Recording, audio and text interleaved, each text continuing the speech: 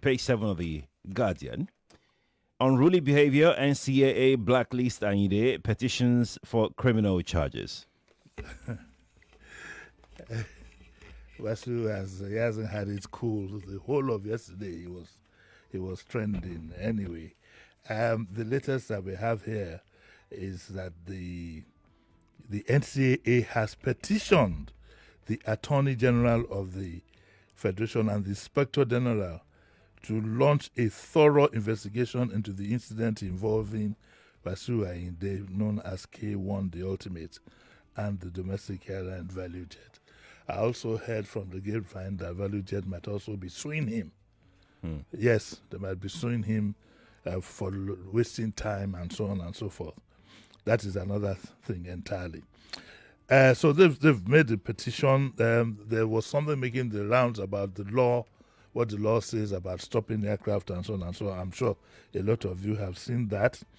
Yesterday, the Minister for Aviation also said that he issued a statement and said he had told or he had advised the NCAA to put him on a no-fly list for a minimum of 6 months. But there's something there. One release actually said that until the investigation is concluded. Wasiu Ayinde tried to put up a fight yesterday.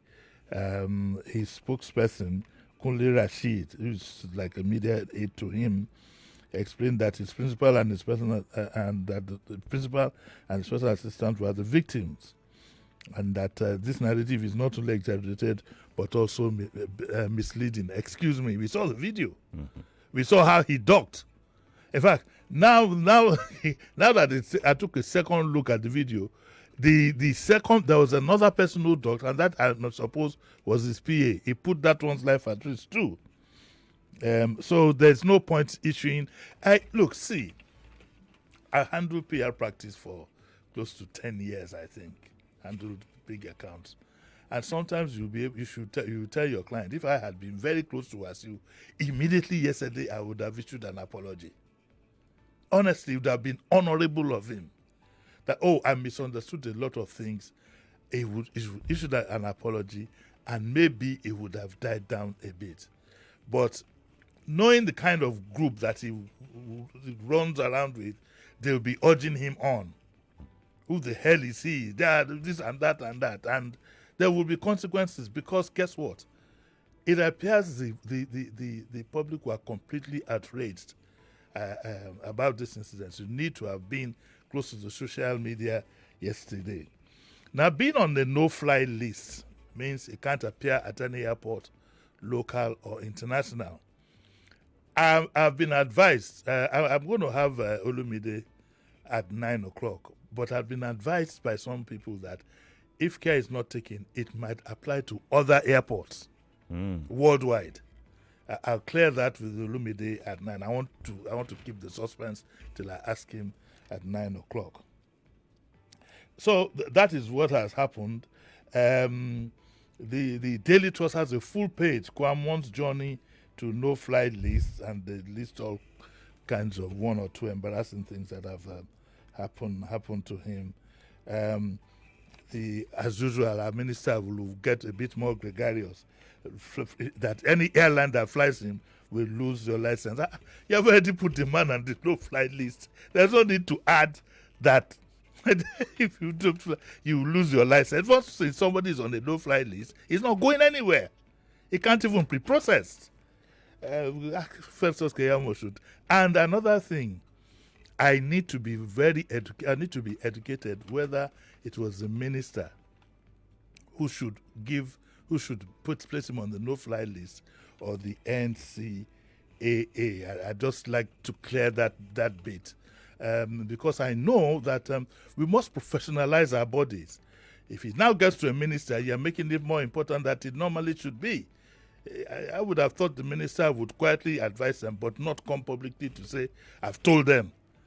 But that's another story for another time, and there's no need to start threatening that anybody will lose his license and so on and so forth. Festus Keyamo still has this... it still needs to be a bit less gregarious This is not a looter. Okay, so anyway, he has a long statement, and I'm wondering if it hadn't been Wasiu, would Festus be making any announcement and so on and so forth. I wonder. It's important that we don't make people too important than they really are, because when it comes to issues of law, there are no exceptions. The only exceptions are those who have immunity. Okay, so sometimes one of the things you do is you try to don't make them more important than they really are. It's a mindset that we have to change in this country, where some people just feel that they are above the law, but we're a long way from that. So the trust has a full page of it. It talks about the menace of unruly conduct, and then there's the security implications. For me, an accident was avoided because from the video that I saw, honestly, we would have had a Wasiu without a head to contend with. All said and done, this particular case, we'll analyze it more at 9 o'clock when Olumide comes on board. And we'll also use the opportunity to highlight the fact that we haven't heard anything about the Oshiomhole case. These two cases are very, very important. I'm hoping that a lot of people will learn from this. I also don't know whether that no-fly list has anything to do with going on a private jet. But I don't think so, because private jets, in any case, it says the airport. It doesn't say, I don't think it would refer to private jets. But all said and done, that's where we are now.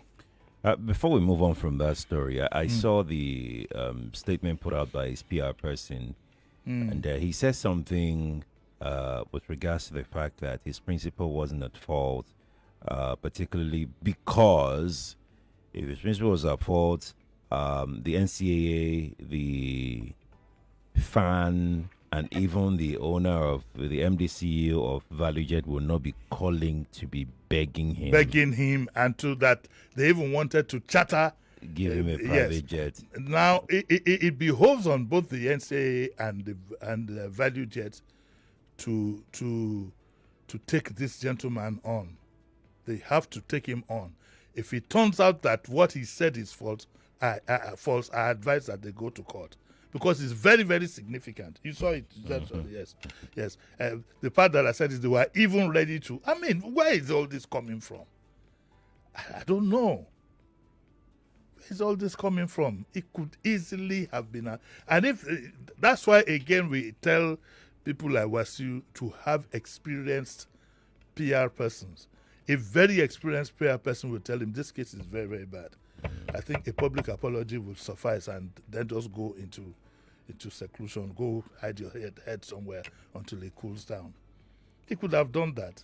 Look, the incident of we have a video now of the flask when he boarded an Arik airline. Maybe Arik, they decided not to, but you had a flask. If you were told to come, you could easily have given it to the reporter and said, "Look, help me hold the flask 1 hour till they get to Lagos." You could easily have said, "Okay, let me throw away the contents of the flask, and you take your flight and go." This will serve, I hope, as an example to our so-called elite, though her Excellency, I won't tell you which of them, told me that I should stop calling some of these people elite. A former deputy governor said, "Jimmy, stop referring to these people as elite." Yes, ma'am.